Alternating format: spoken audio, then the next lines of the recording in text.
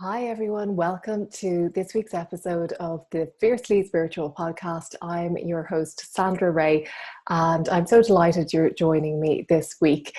And this week, it's been one of those weeks where it's just been raining nonstop. There's been torrential rain.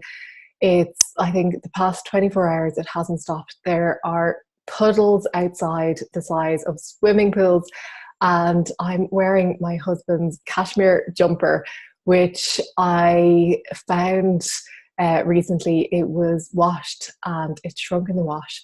And it just so happens to fit me perfectly. It doesn't fit him anymore, but it fits me perfectly. And it's perfect for today. It's so warm and cozy. And I promise I wasn't the one who washed it. But it's one of those days for wrapping up and just staying inside. And I'm actually just back from a walk where I was wearing all of my hat and my gloves and I was bundled up and I was actually quite warm. And I was thinking, it reminded me of when I was skiing years ago, and you'd be wrapped up in all your ski gear and you'd be roasting hot, even though the weather outside would be freezing. You'd be so warm in all your ski gear. And it got me thinking. I remembered one year where we went skiing and we went up to this mountain that was really, really high. And I remember going up in the cable car and it took forever to get up to the top of this mountain. And the mountain, it was like this peak.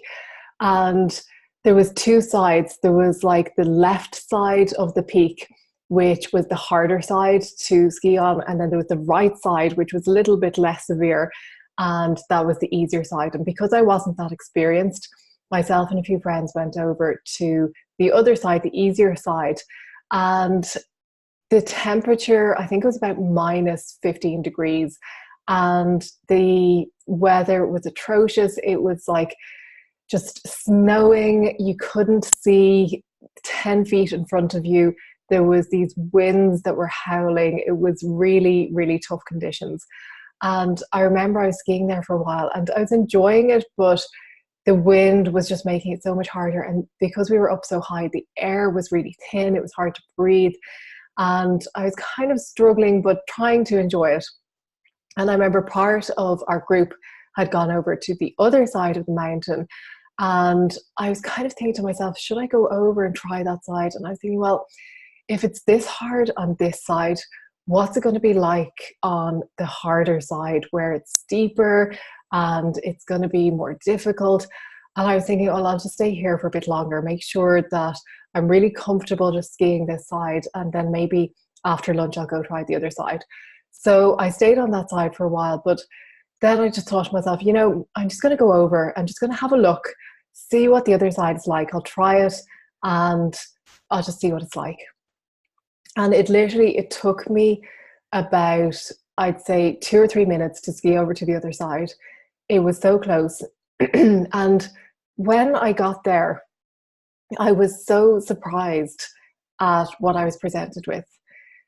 It was like when I went over that peak, there was no snow. It was sunny, blue skies. It was actually warm. There was no wind. It was like just entering into a different reality. And I remember I joined the others and they were all laughing and having fun. And I was thinking, I can't believe I stayed on the other side of the mountain for so long, when this side all along, it's been sunny and bright and not snowing. And it was just like a completely different world. And I was thinking about that today, and I was thinking it's the same in life. We do that so much.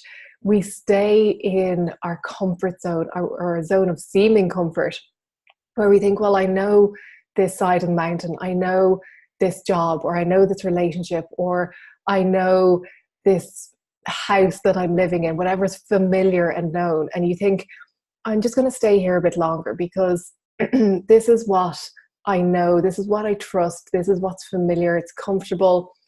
And over the other side, it might be harder.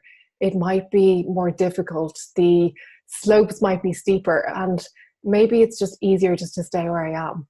Where in reality, over the other side, maybe the sun is out, maybe it's warm, maybe the wind isn't howling, maybe, just maybe, it's easier than where you're at. Maybe that familiar place that you're in that seems so comforting and so familiar and known, maybe that is your place of suffering, but you just don't realize it because you haven't gone over to the other side. You haven't experienced, you haven't ventured out. And it's so hard when you're in that familiar job and you think, well, I'll just stay here for another year because I know it and it's easy, and who knows what's out there and how I'd get on in that big bad world. And you think, so I'll just stay with it for another year.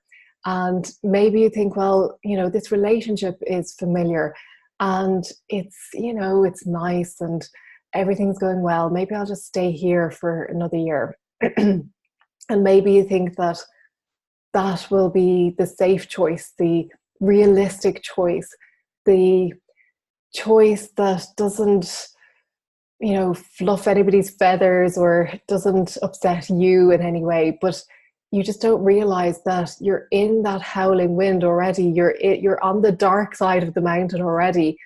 And staying there for another year isn't the answer. You have to jump ship. You have to go over to the other side, see what it's like.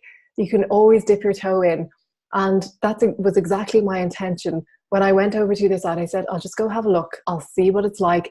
If I want, I can always come back to that familiar side that I know. And when I went over, my discovery just reaffirmed that when we do venture out, when we take that brave decision, when we make that move with faith and confidence that it will work out, sometimes it works out to be even better than you could have imagined.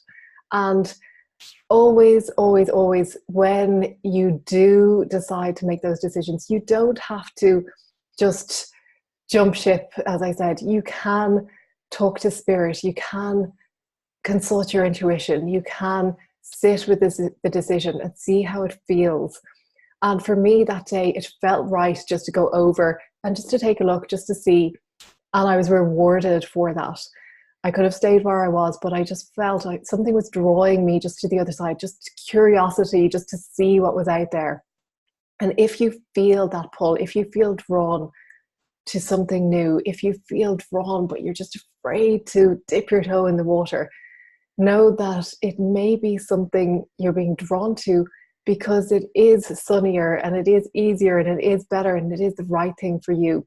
And maybe, just maybe, when you venture out there, you'll be rewarded. And maybe you'll feel better than you ever have before. And maybe it will be the very thing that you've been seeking all along.